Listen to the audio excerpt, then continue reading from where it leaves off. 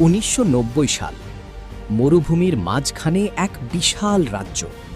সেখানে রাজত্ব করত এক জালিম বাদশা। তার নাম ছিল বাদশা জাহির। তার অহংকার ছিল আকাশ ছোঁয়া। সে একদিন ঘোষণা দিল, আমি এমন এক টাওয়ার বানাবো যা হবে ১৫০ তলা।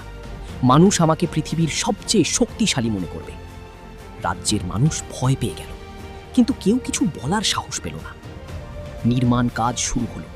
দূর পাহাড় থেকে বিশাল বিশাল পাথরের ব্লক আনা হতে লাগলো।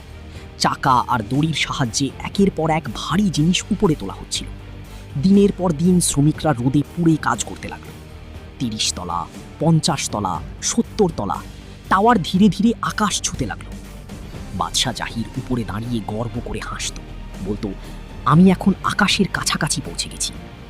কিন্তু তখন এক বৃদ্ধ শ্রমিক বলল, হে বাদশা, মানুষের ক্ষমতা সীমিত, আল্লাহর ক্ষমতার সামনে কিছুই না। এই কথা শুনে বাদশা প্রচণ্ড রেগে গেল আর তাকে শাস্তির আদেশ দিল। কিন্তু সেই রাতেই ঘটল ভয়ঙ্কর ঘটনা।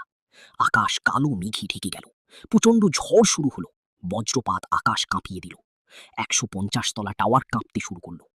এক মুহূর্তে মানুষের তৈরি অহংকার ভেঙে পড়তে লাগলো।